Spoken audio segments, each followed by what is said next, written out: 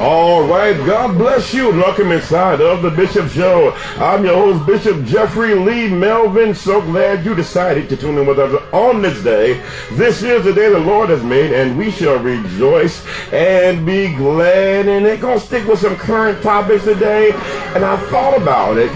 You really can't go current with a Bible-based program without introducing some Bible. Because a lot of stuff can just be opinion.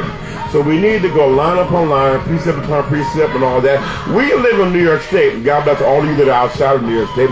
But in New York State, we have some of the strictest gun laws anywhere.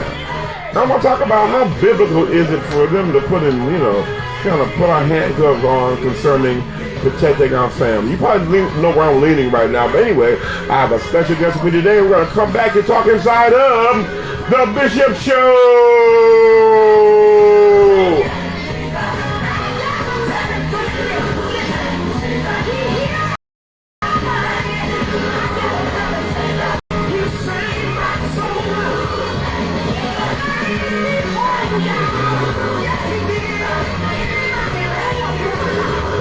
Put your hand on it. Didn't have to do it, but it did it. Oh, wow.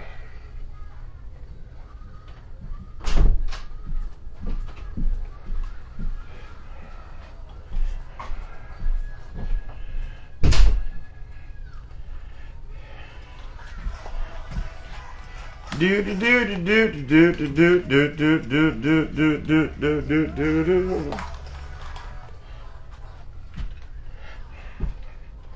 Oh, bye.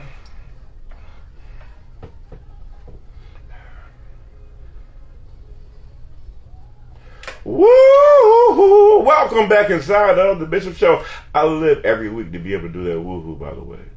My week is good now. It's just, when I hear that, I'm like, yeah, let's get it cranking, let's get it going.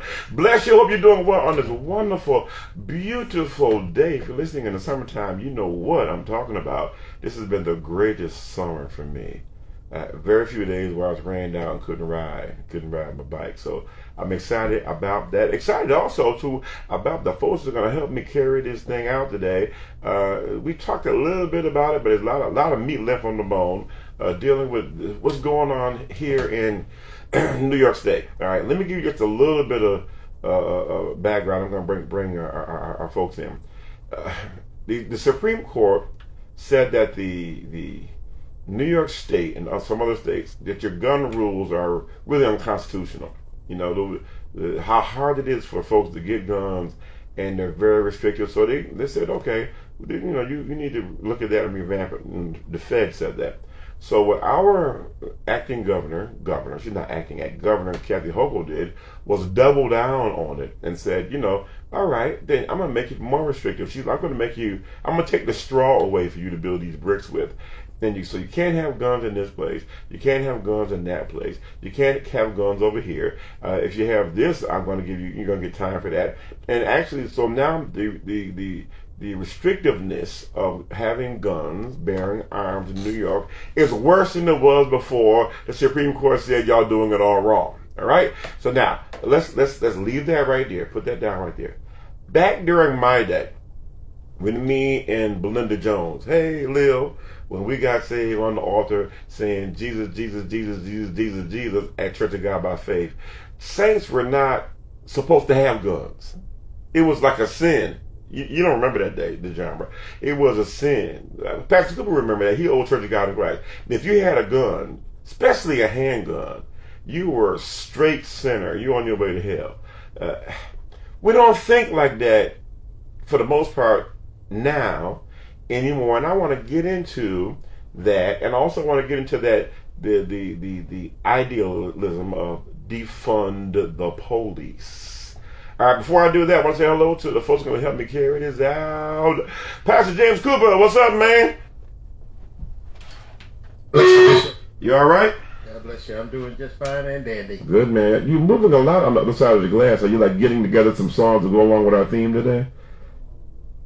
You know I'm always working. Always working. Always working. Yeah. I got 3 screens, digital recorder, a mixer, PC. I got it all going on. You're like a mad scientist over there, right? Keep it running. I can't even call this person a guest anymore. You like, your family. Let me turn the camera around. Dr. DeJamber Robinson, welcome. Hi, Bishop. How you doing? I'm doing better now that you're here. All right. Giving honor to God, who is the head of my life, to the pastor, the bishop, and the pastor. You know what to say. rSpirit. I'm learning how to say it. I stumble over the words. I used to get up on the podium and tell her, "God bless everybody. Let's get to the word." Dottie, everybody. Well, but back when your mom and I came up, and Pastor Cooper came up, there were certain restrictions about guns within the church. I'm going to talk about it in a minute. I want to just say this. I thank God for those that prayed as I'm coming back from Detroit. And so I went to an awesome banquet, couple thousand people at the largest venue in Detroit for, if you can have a real big something, it's Cobo Hall. Mm-hmm. Cobo Hall just got its name changed to Huntington Place. And I want to say hats off to my presiding bishop and my friend, Bishop J. Drew Sheard, and his wife, Mother Karen Clark Sheard. Awesome banquet. In fact, Pastor Cooper, I brought a program back for you. So I have a program for you and a program for DeJamber. It was long. I'm like, man, this is like Aretha Franklin funeral. This is long. You know what I mean? It was, but I guess if you're the presiding bishop, you got to get a lot of people on the program, and so everybody wanted to give tribute, and it was nice. And I'm actually glad that I was too late to get Dia's seating, because one was stuck up front of Dia. They couldn't take a nap, but I was in the back, so I could close my eyes and talk to my godson. It was a great time. Back to the order of the day. Gun control. Gun control. As I was saying earlier, before I gave an account of my absenteeism, back during our day in the 70s, 80s, 60s, and back, it was frowned upon for saints to have guns. Mm. But those that were in the country had guns because they hunted for their food. Right. But to have a handgun, you weren't thought well of if you have. Do you remember that day, Pastor Cooper? Was it like that in Cleveland? You know, man, I just didn't grow up in a gun family or a gun environment. Yeah. So I mean, I don't know if they were carrying guns or not. But what was the thought when you were? I was too young. So you're the youngest of like 27 kids, right? The youngest of 10. Okay. It just never came up. Mm-hmm. I mean, I remember one time my sister's husband had a gun, and my father, they got into some kind of altercation, and my dad took the gun from the guy. Okay. Or maybe he gave it to him. I don't know, because he never, it seemed like my dad took the gun. It was never a problem. And he had it in the basement, in the little room. Yeah. And everybody just kind of stayed away from it. So you knew it was there. I knew it was there, but you didn't fool with it. Nah. When I came up, my grandmother, because my granddad died when I was like 2 years old, my grandmother had like 5 guns. Do y'all remember this on the wall? It was a shotgun, 30-06, 22, and they were... I've seen black and white movies like that. Listen to this. I've seen it, yeah. Back during the John Wayne time, well, my grandmother, back during that time, there were literally 4 guns on the wall. Mm-hmm. But from the time we could walk, if I catch you looking up at you wrong, I'm beating you behind. I don't know if I can't say that my family actually ascribed to that, because we have a high military family, and so all of my uncles on my father's side of my family, which is my father is probably a lot older. He was born in 1945, so he would have been much older, right? I thought Jimmy was born in the 50s. No, 45. Okay. 45. My mom was in the 60s. Okay. So the whole thing about that would be that all of my uncles were military men. Okay. They were also deacons and churchmen. So. But what kind of guns are you talking about? We're talking about guns on the wall for hunting or guns on my side? My roots are from Harlan, Kentucky. Okay. And from Jonesville, Virginia, on that side of the family. So Right. I'm not afraid of, I think that a lot of that, especially with all the racism that was going on, that still goes on, in those parts of our country. So protecting your home, protecting your family, especially if you're a black man. From what I do know and what I do understand, as far as civil rights were concerned, as far as post-Civil War, a lot of black men were supposed to be given rights to carry their firearms. They were supposed to be given equal rights, but they were still hunted down, and they still had to protect their families. And so, post-Civil War, I think that, even with the church, the black church being the hub of information, the hub of education, the hub of the black family of dynamic, I think that guns should not have been, and I really don't think that it was that foreign to these particular communities or these particular cultures of churchgoers or of believers, right? Let's generalize it into not necessarily saying church, but saying believers, right? Right. So you had Methodist churches, because that was a huge part of the Civil War. Whether or not people could have slaves, that was, the scripture. The Northern Methodist said that you should, shouldn't. The Southern Methodist said that you should. You understand what I'm saying? Same thing with the American Baptist and the Southern Baptist. Exactly. So, really a lot of the war is over belief. So do you believe that you should be able to carry a gun? And is there a law under God's Constitution or under the Constitution of this land that says that you should be able to carry one? All right, well, let me give you what the old saints used as a baseline, a foundation for not. Okay. 10th chapter of Matthew. Mm-hmm. I'm not going to preach, I'm just going to give you scripture. The 10th chapter of Matthew and the 6th verse. But go ye rather to the lost sheep of the house of Israel, and go ye, and as ye go rather, preach, saying, the kingdom of heaven is at hand.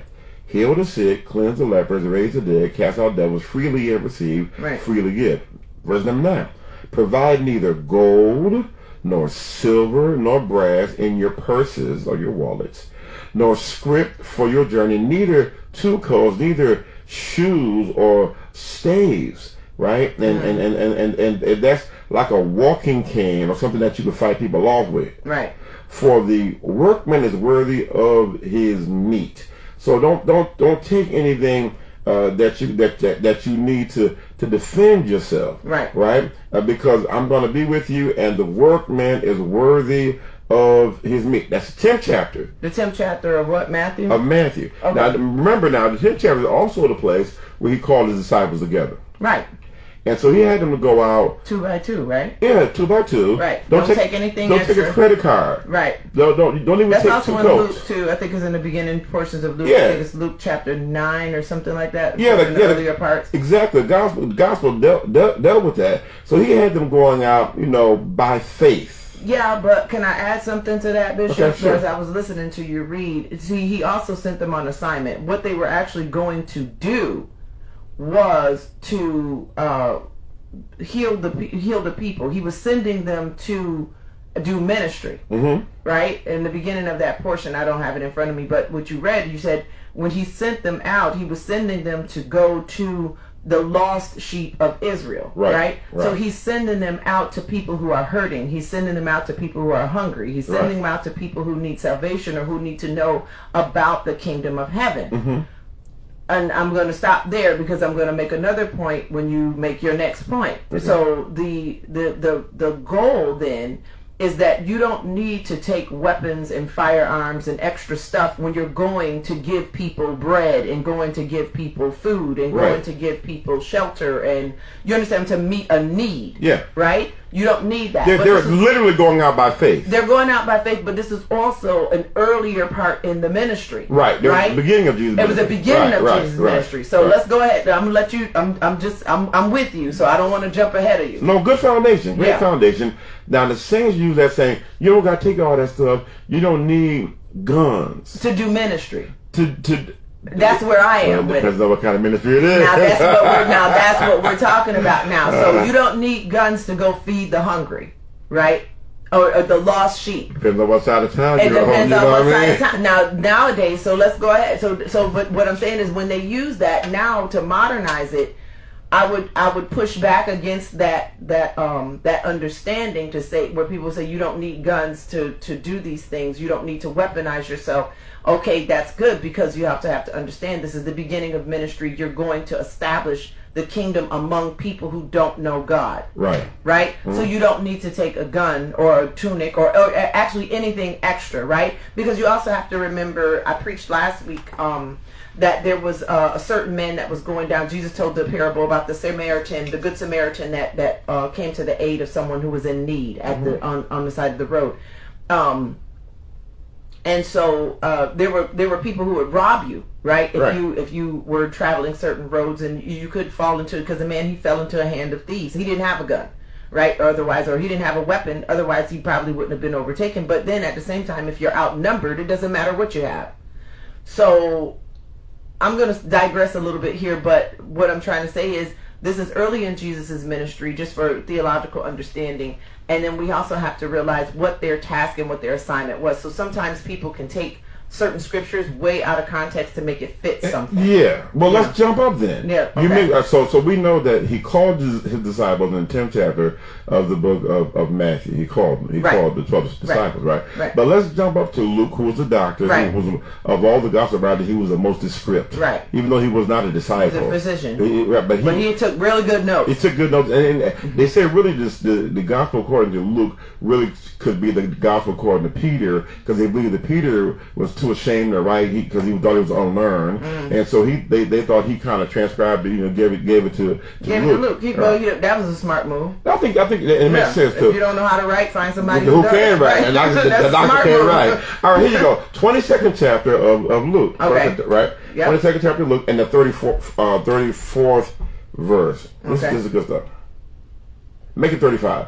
And he said unto them, when I sent you without purse and scrip and shoes, you lacked ye anything? And he said unto them, they said nothing. Right. That was where? The 10th chapter of the book of Matthew, right? Exactly. But so when I said I sent you out there, you didn't even have an extra pair of sandals. You didn't have anything. Yeah, I took care of you. Right. Look at verse number 36. Right. Then said he unto them, but now. Listen, I could preach that, Cooper. But now, all right? But now, he that has a purse, let him take it. Right. Likewise, his scrip. He that has no sword, gun, gat, strap, 44, 58, 67, all right. Let him sell his garment and buy one. Right. If you don't have, listen, I told you to put up your sword, Peter, right? All right, now that was coming later on. Right. But look, if you don't have one, then go sell one of them mix. Go buy one. Sell your alligators. Right. And get strapped, right? Get you a weapon. Go and buy one, right?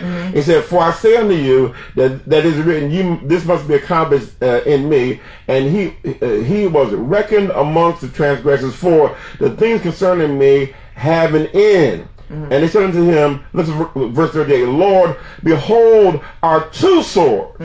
We got two swords. And he said unto them, it's enough. Right.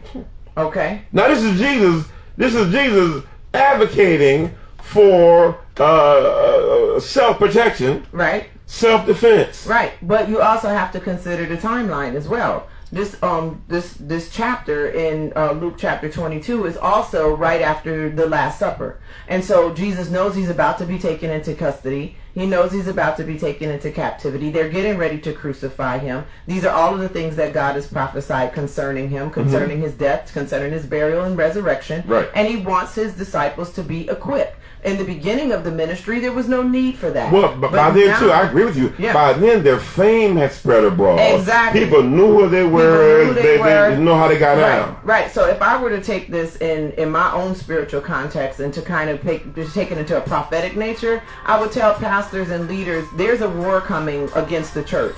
And it's not only the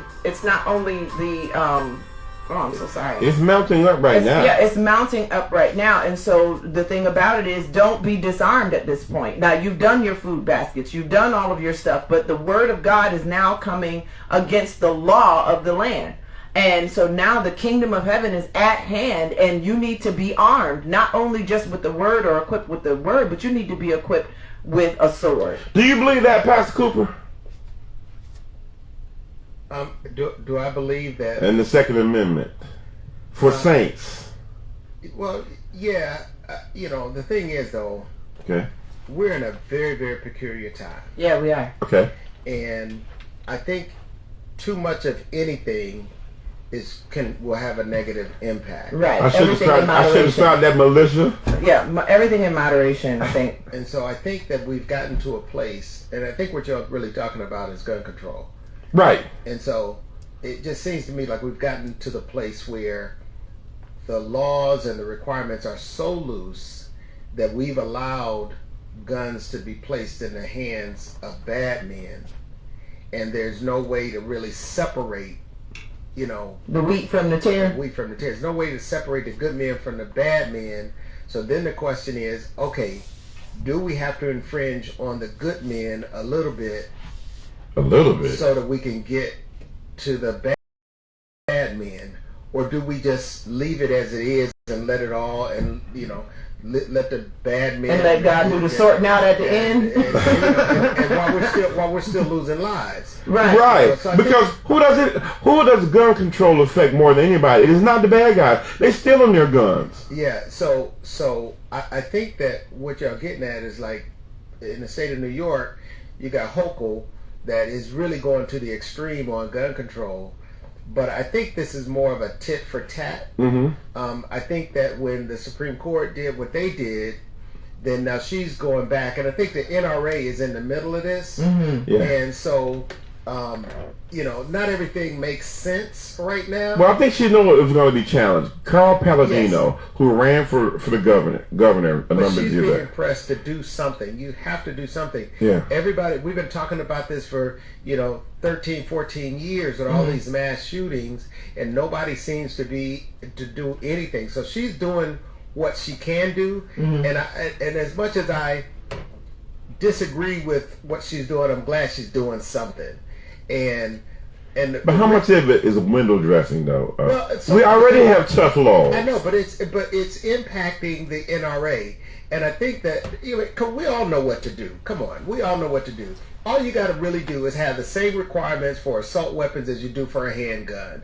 All we seem to talk about is the handgun. The assault weapons are killing more people than handguns. The assault weapons is what these mass... But what they're using. Exactly. When they're going at 18 years old and getting an AR-15, right, and they're going out and they're killing mass people. Now, they do all the research. They're saying that a mass shooting is any time it involves 6 or more people that are not related, that are not, what does it say? Is that what they call it? It's 6 people that were being assaulted in a public place or something like that. In a public place, but they're not interrelated, or they're not family or anything like that. They go to your house. Random people. Right. Random people. That's what it is. Okay. They can't have any type of real connection. 6 people. Right. That's not considered a mass shooting. But if you go into a mall and you just randomly shoot 6 people, that is a mass shooting. Right. Okay. Right. You know what they said the answer to a mass shooting is? They said the best solution for a bad guy with a gun is a good guy with a gun. Well, that's the thing. Isn't that what happened in Philadelphia over the weekend? No, I got one better than that. Okay. The best weapon against a bad man with a gun, is to make sure he didn't get the gun in the first darn place. That's true. That's what we really need to be doing. And if we were to have the same laws for a handgun, for assault weapons, then I think we'd be in a much better shape. Yeah. I disagree. It is really backwards. It's backwards. And I disagree. Okay. Go ahead. No, go ahead. But you know what's a beautiful thing, though, Bishop? No. I need you to finish your sentence because I cut across you. No. I want to tell you what's a beautiful thing, because this is bigger than all of this. Okay, what's beautiful? The thing that's beautiful about this is that you are one of my best friends. You're one of my bestest friends. Not bestest. If we can disagree and still be best friends. But I'm saying one of the reasons why you're one of my best friends is because you're a very rational thinker. Yeah, I like people who think. Think rational. Now, so I like people who can think. So Cooper, hear me out, right? Hear me out. The vast majority of killings in our community are not by assault weapons. They get the most press. The vast majority of killings are from young people with pistols. And these emotional people. Yeah, with pistols, and the guns are either stolen or brought in on the black market. Yeah. These are they didn't go to the gun store to buy these guns. Right. They steal the guns out of people's cars, out of their homes. They file off the serial numbers. That's not even happening anymore. You don't forget that they are still out of cars. They caught 58 illegal handguns that came into Batavia. Remember I mentioned it? Yeah. So you think that was the only car that came through? that was the sacrificial lamb. That was the sacrificial lamb. We got one coming through. That was a diversion. But the trailer with all of them in it, the 18-wheeler that just got past y'all because y'all was so busy on this. See, on the way to the Arab store. Listen, on the way all over New York State. Yeah. If he had 57 handguns, Glock style handguns, brand new, with extended clips, which are illegal in New York State. You can't carry more than, I think, a 10. Mm-hmm. And so these had extended, which you could have 15. Well, the top shooter just went across the street to Pennsylvania and got the high capacity clip.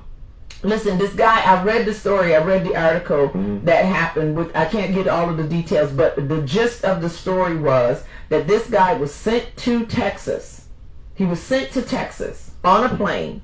His family was threatened. He was sent to Texas on a plane, given a cell phone, and told to go to this location, go to that location, pick up these duffel bags, and drive back to Toronto. He was on his way back to Canada. Oh my goodness. It was a whole setup, and they caught him, and I think it was not Batavia. What was the setup though? Was it federal agents that set him up? No. Look at it like this. Okay. First of all, the federal agents and the gun lords are best friends. Okay, right. You and I. We getting into a whole bunch of stuff deeper. They best friends. I agree. Listen, I'm gonna make your career, man. I'm gonna throw you a bone. Right. So what I'm gonna do is I got this guy up in he's driving right now. Yeah, I got this guy up in Rochester, and you know what? He tried to cross me, and he owed me money. He got 58 guns. Yeah. So you know what? I'm gonna tell you what. I'm tracking his I just tell you exactly where he is. And he's at IHOP right now having pancakes. Yeah, put your cars out on Batavia. Wow. He's gonna be driving a black Escalade. Wow. 2020. Here's the rental car receipt. Oh my God. Here's the number and everything. Look for this guy, and we're gonna give him bad directions because he said it looked like the guy was lost, like he had took a wrong turn in Elmira. It was one of these outskirts. But get my point though. My point is. But meanwhile, while I'm throwing you a bone, the 18-wheeler that has 4 times that amount just came through the toll. All right, but get my point. I'm a facts person. Most of the killing, a 19-year-old got killed last night in Rochester. Mm-hmm. We've had over 40 killings in Rochester. Right. I defy you to tell me how many were done by assault weapons. Oh, yeah. Let's go even deeper than that. They were done We've by... had 40 murders. Murders, right? yeah. But how many actual shootings? Hundreds. Have we had? Because you know what? We're getting better at saving people. So we've had, I would say, at least 300 to 400 shootings. Better at saving people. Are we getting better at ducking? No. What I mean, man, no. Our trauma bays are getting better at saving people's lives because they're getting a lot of experience. Do you know what? It's a sad thing. Medical schools send their interns to Rochester to train on trauma because we have so many shootings. Right. 40 killings, hundreds of shootings. But here's my thing, though, Pastor Cooper, Dr. Jajamba. My thing is being done by illegal handguns that are coming in by the truckloads. Dig it. All right. Wait a minute now. What do you play, Cooper? What do you play? We playing some good stuff. This is gonna put everybody in the mood. Don't go anywhere. Come right back.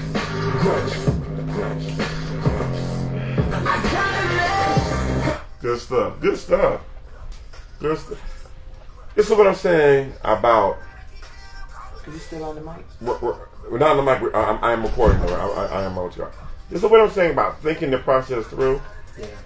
That in secular media, all they say is guns are bad. What we're saying is let's differentiate between good guns, bad guns, and then let's differentiate between the carload of guns and the truckload of semi-automatic weapons. Right.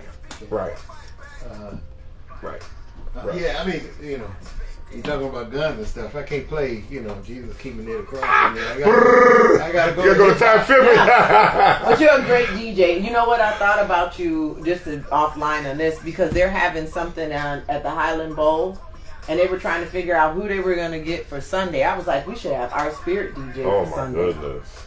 I would be dope. I got a guy. Hey, Kirk Franklin do with the booyaka, booyaka, booyaka. Yeah. So you got a guy. You are the guy. You are the guy. Well, I mean, you got a guy to help you. Thou art the man. You can be the face, and you can bring your guy. He can spin the tunes. I don't. Well, yeah. Yeah. But we got to plug in for this weekend. Yeah, but we got the Peace Fest Saturday. Right. We only got about a minute. Okay, let's go. I only need 30 seconds. A minute left? Okay.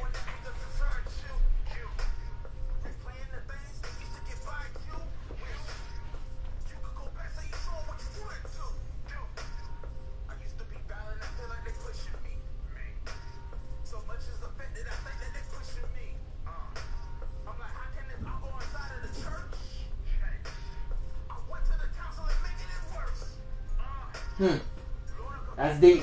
That's deep.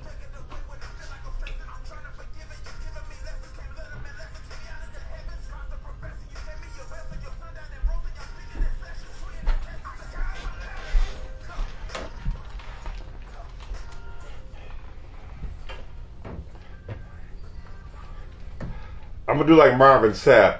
Back inside with the bishop himself, Jeffrey Lee Melvin. I listen to Marvin Sapp on Sunday morning. He says, the bishop himself, I listen to our rSpirit.online all the time, so let me get that straight. We're talking about gun control, saints, such saints carry guns, the difference between illegal guns and legal guns, and also the difference between handguns and assault rifles. All guns are not created equal. They don't all do equal damage. We know that. Right. And so I wanted to kind of I think we need to do some categorization. Let's categorize the guns that's doing the damage in our community. I don't understand that. Well, how many of us have assault weapons? Let's just keep it straight. Those are those white boys.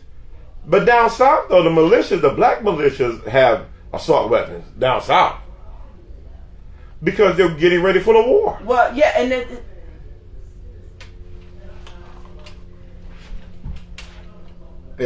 if you're doing big game hunting. No, they don't use those for big game hunting because it would tear the meat up. Oh, really? Yeah. No, they use like a 30-06 or something. They don't even use those for hunting deer because it would tear up the flesh. Yeah, so, but the whole thing about it too is that you want to, the whole thing about it that you're pointing to and that those scriptures have pointed to that you referenced today, Bishop Melvin. I have more too, but go ahead. What Pastor Cooper is saying is behind all of that is the mentality of the people who are carrying the guns. Remember, when Jesus addressed the scripture that you referenced in Matthew chapter 10, he was saying the mentality that you need to go and serve the people, you don't need weapons, you don't need extra stuff, right? But at the same time, he's still telling them in Luke chapter 22 to exercise their faith, but also not to be ill-equipped because there's something different that is coming. You need to change your perspective. Right, it's going a little further. It's going further. Yeah. Now there's going to be a war that's going to come. There's going to be a revolution, and your lives are going to be threatened. The Romans are actually coming in to take captivity over the Jews, and there's going to be a lot of controversy here. I am not losing what you're saying. So what you're saying in a modern day way, an eschatological way, is that we're going to have wars here in America. We are in a kingdom war. I hope people are not missing that point. When you talk about things like we've been talking about that affect things in the spirit, as far as abortion, termination of a child in the womb, when you start talking about rights of individuals and whether or not Black Lives Matter, when you start talking about women's rights and men's rights and mass incarceration and all, these are all kingdom things that are being, or kingdom levels that are being attacked Right. And the church has to stand up. And for us to sit here and think that we're going to shamana a semi-automatic rifle away, I think that we need to reconsider, like Jesus said, if we're not passing out food baskets, then we need to be prepared. I am pro Second Amendment. I'm pro protect your house. And I think the older you get, the bigger your bullets need to be. But here's the question: does that also mean that the pastors who are given charge over God's house? Yeah. Do we need to protect God's house too? Because let's not forget what happened in South Carolina. I have guys that are strapped in the churches where maybe we need to start looking into security. Well, I have some that are undercover strapped. But guess what? There are people like my friend and your friend, Bishop Owen Shepherd. Owen Shepherd, right? Bishop Owen Shepherd.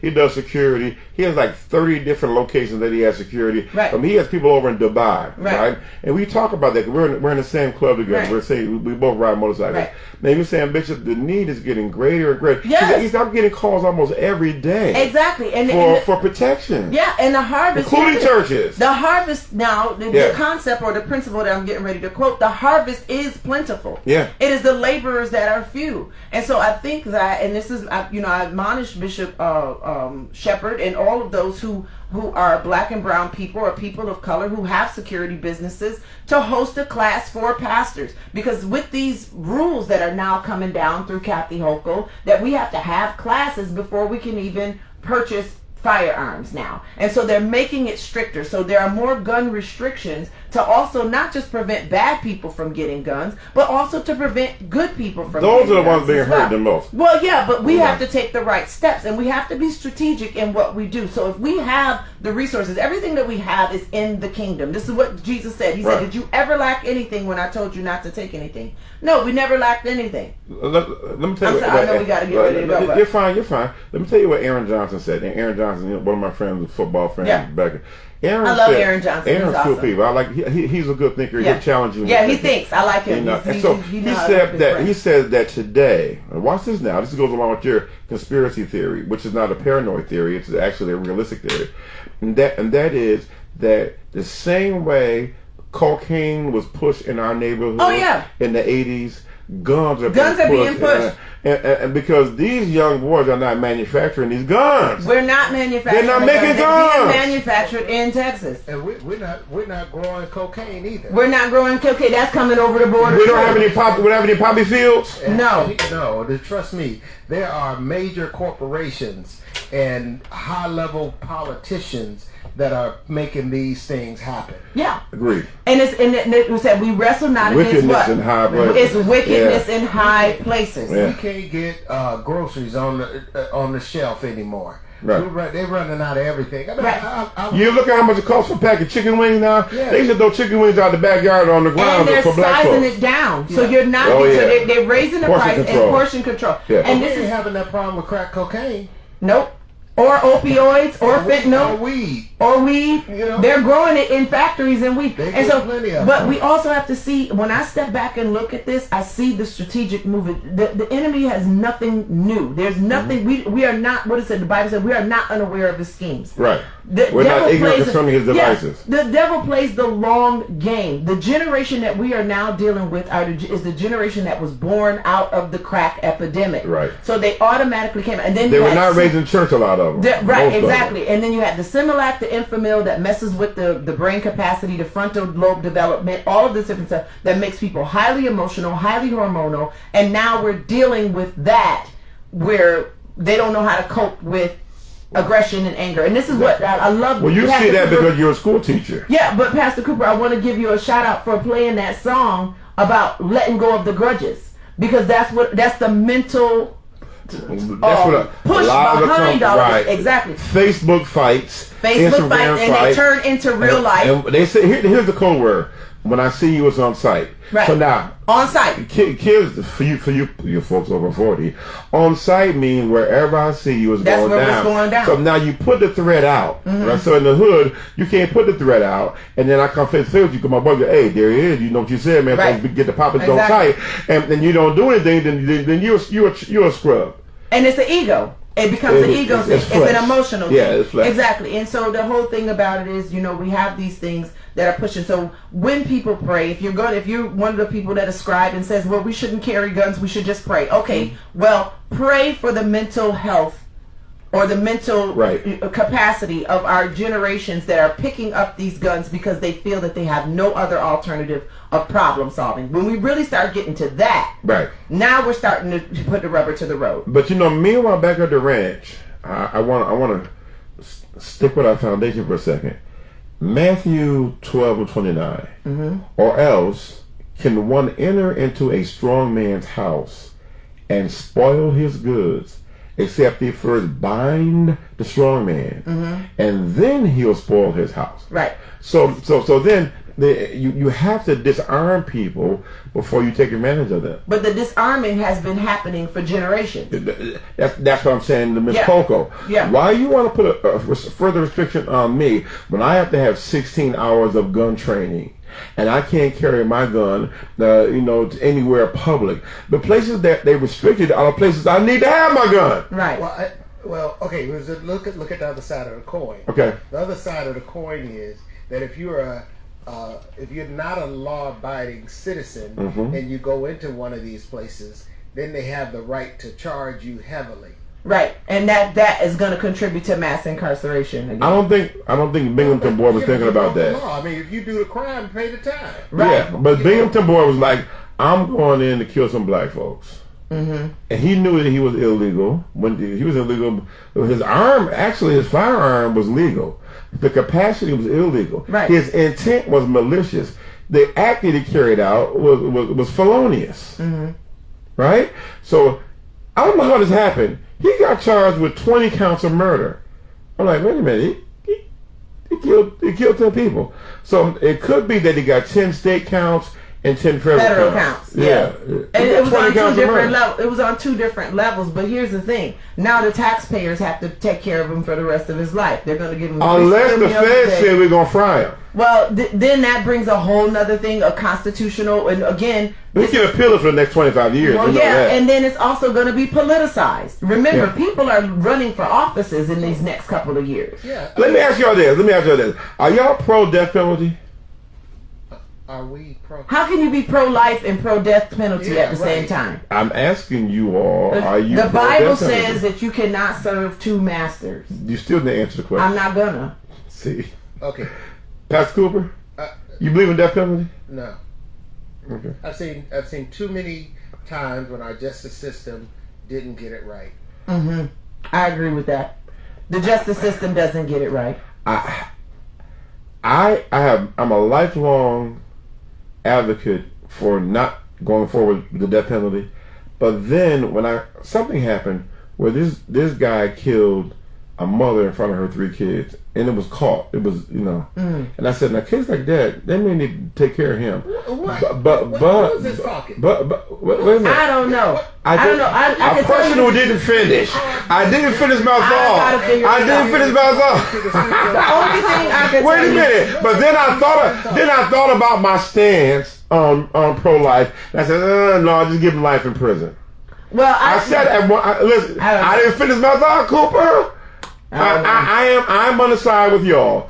I am not for the death penalty, but if there are a couple of cases that people did some stuff, I'm like, you might need to catch. Well, you know what they did to Saddam Hussein, right? Well, they threw him in a well and left him there. So I mean, let God deal with it. But you know what? A couple years ahead of that, the first George Bush was sitting down having coffee with him. Yeah, but they went and got him out of the hole eventually. But what I'm saying is they left it to the elements and just kind of figured it out. I don't know if they I did. What's the name? Worse that. than that though. Up there in the Curly Hill one in Africa. I always forget his name. He had the plane come down over Lockerbie. He is Libya, Muammar Gaddafi. They murdered Muammar Gaddafi too.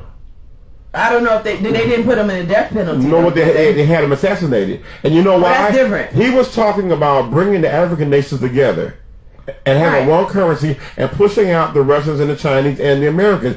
This man was a terrorist for decades. But as soon as he tried to unify the African nations, he gets killed. Oh no! We used Saddam Hussein. We used him to fight against the Gaddafi. I mean the clerics over in Iran. What I'm saying is the government put that particular government, when they wanted to get rid of somebody, or if they wanted to, they didn't give him 3 square meals a day and take care of him for the rest of his life. And he did a crime. Yeah. They stuck him in a well, stuck him in a hole, and said, you know what, let God deal with it. Looked like and Wolfman. You do whatever. Yeah, he came out with looking like Wolfman. Do you remember what he said? He said, "How were y'all raised? Where is your mother?" I don't know. That's what he said. He said, "How were y'all raised?" He insulted them, and he just said, like, your mama didn't do a good job with you, and then they killed him. I don't know. All I know is that in the Old Testament, in those days, if they wanted to get rid of you, they put you in a hole in the ground, and that was pretty much it. And that's our modern day prison system. You didn't get 3 square meals though off of taxpayers. So we're all pro-life, even to the death penalty. Is that what we're saying? I didn't say that. Right. You wouldn't take a stand. One of the few things you didn't take a stand on. I can't believe it. Let's go out to lunch to talk about this. I can't believe you didn't take a stand on something. I am on the Lord's side. No, that's a safe answer. What are you saying, Pastor Cooper? By the way, I'm with this genre this time. Y'all always gang up on me, but go ahead. It's the Lord's side. You always on the genre side, but go ahead. None of this stuff we don't know. Right. They're just everybody's trying to get us to make a decision to divide us. The bottom line is, we don't know. We are not God. Right. And when we speak, we're typically speaking based on our limited information and our emotions. Mm-hmm. And so, I don't know, man. I don't know. The flavor of the day. I agree. I tell you one thing I know, all right? We're a taciturn, fickle people in America. Mm-hmm. Few years ago, it was the Me Too movement, right? I'm tell you what happened, and I'm a newsie. Until Joe Biden was accused of doing something with women, they stopped automatically talking about Me Too, right? Watch this. We also were into the defund the police. Defund the police. The few cities that was all over it. He was all over it. And just recently, he was like Seattle, Washington, and a city in Joe Biden. Camden, New Jersey, Seattle, Washington, places where they defunded the police, the murder rate skyrocketed. So right now, the Democrats say, hold up, because they found out in the polling that even the Democrats were not for defunding the police. And guess what? Nearly 70% of African Americans were against defunding the police. We're like, no. I want my police to have bullets and guns. 60% of Americans are pro-abortion. Yeah, that's true too. Well, that's true too. Well, they wrong. Yeah, but you think that points to James's that points to Pastor Cooper's point. What he's saying is we don't have the answers. Only God has the answers, and we are just doing the best we can. But I tell you one thing: there's something that you said, Pastor Cooper, on Facebook that stuck with me so good. You said you cannot legislate righteousness. Exactly. It cannot be legislated. And so to each one his own, right? And so then you have the part where Jesus says, and I kind of lost it, but he said, I lost it, so never mind. Take notes. I will. But the whole thing about it is when we were talking about people being able to have their rights or whatever the case may be, we have to make sure that we understand that we don't know. We don't know. There are some gray areas, but there are certain things we need to know. Like, for example, the 13th chapter of the book of Romans, right?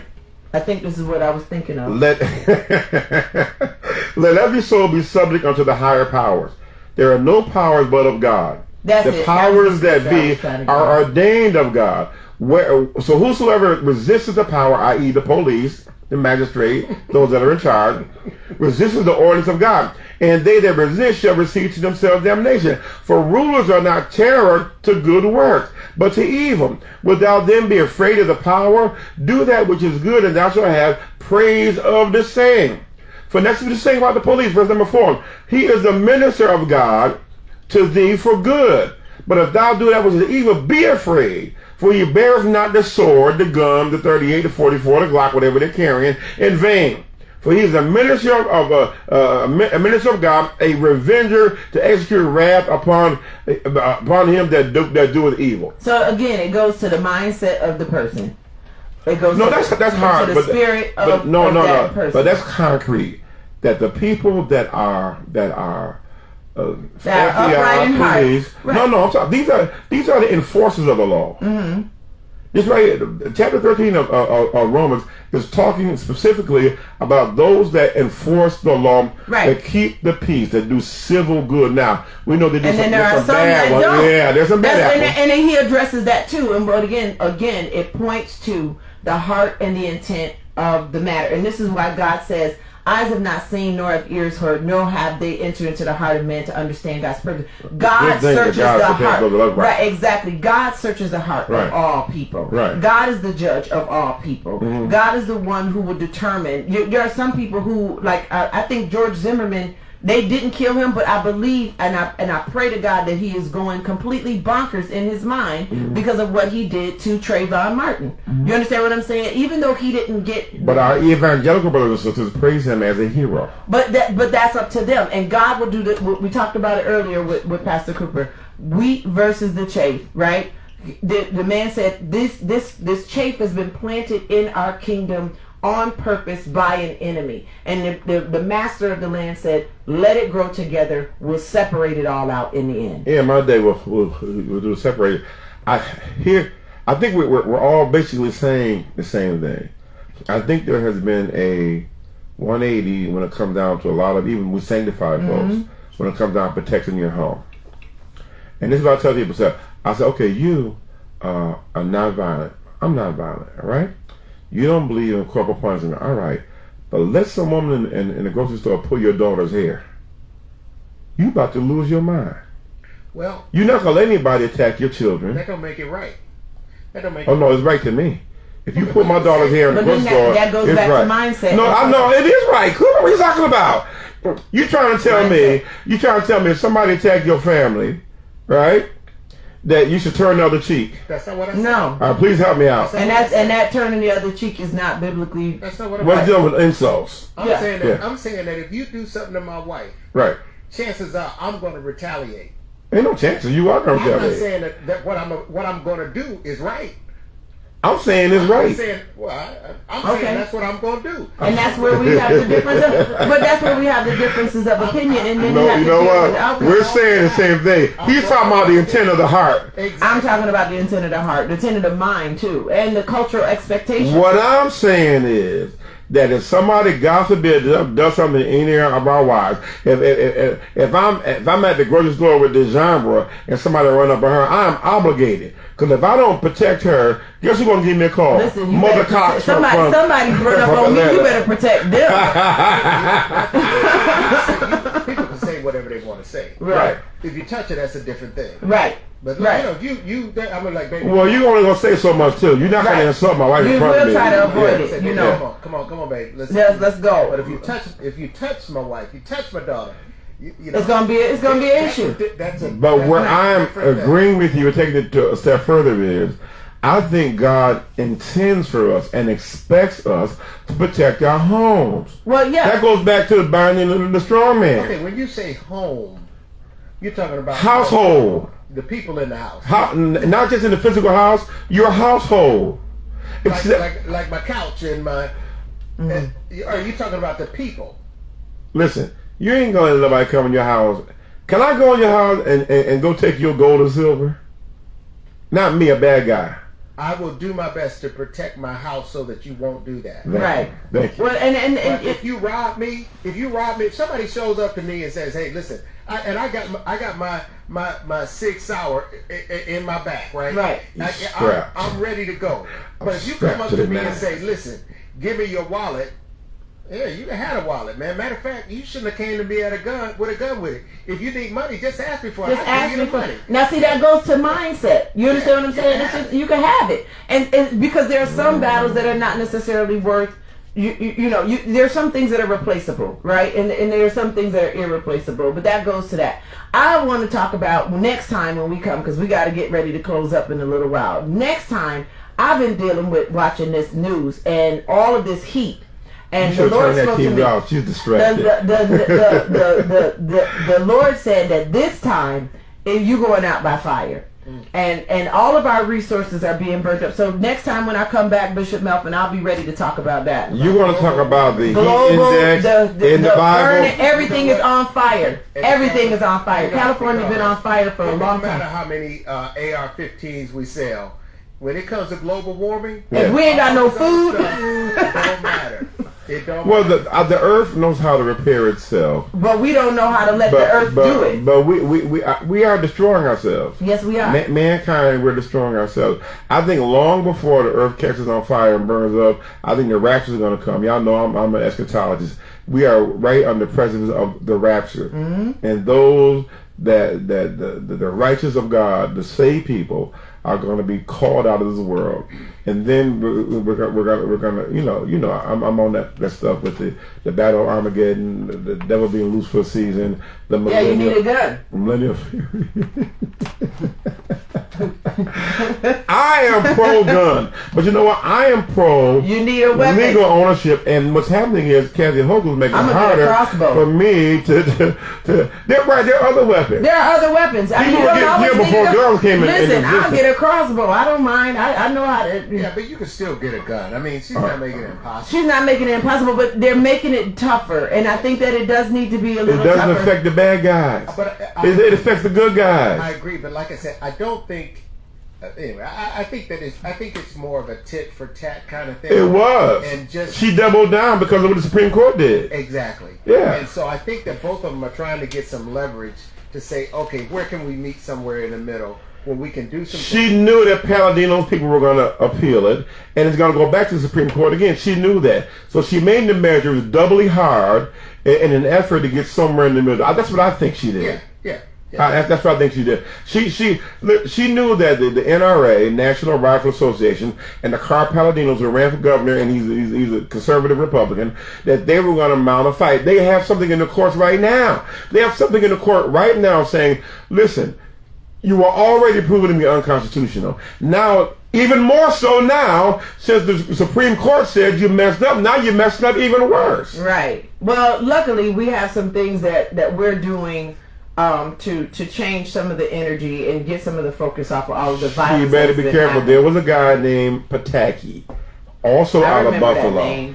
Pataki was the last Republican governor that we had. And so, early on, Cooper didn't think that she had a chance. But since then, she's got her teeth whitened and her hair got fuller. And so she's doing a better presentation. That's good. But not only that, my issue was I didn't think she would be tough enough to do some of the things that needed to be done. She got a little tough in her. She got a little crazy in her. She got a tough administration. Don't forget. Well, when you're a vice, you do the bidding of your leader. Yeah. She's not the vice no more. She's not a lieutenant governor. She's the man. But she also still has that same Cuomo, some of those same Cuomo. Well, yeah, gangster. Cuomo was a hitman gangster. You know what I mean? Cuomo. He's the running president. But you know what? We have some nonviolent things that are coming up too, and so we want to push that energy for people who are listening. Don't forget, if you understand all of the violence that has been happening, you want to come and put some energy into the atmosphere and put some prayers into the atmosphere. We're having a gospel hour here. rSpirit is sponsoring the gospel hour at Jones Park right here in Rochester, New York. Yeah. You know where that is. It starts at 3 p.m. So come on out. Avenue. Bring your. It's on Saturday the 23rd. This Saturday coming up, the 23rd. You want to be there. You want to bring that positive energy. Bring that prayer. Bring that supplication. Let us make our petitions known unto God. And get this stuff. Future program. I love it. If you don't know the Lord and the pardon of your sin, say, Lord, forgive me. Come into my life. I accept you to be my Lord and Savior. I repent of my sins and I accept you in my heart today. And guess what? He'll write your name in the Lamb's Book of Life, and we'll meet you in the morning. If I don't see you tonight, I'll see you in the morning. Until we meet again, I want you to be encouraged.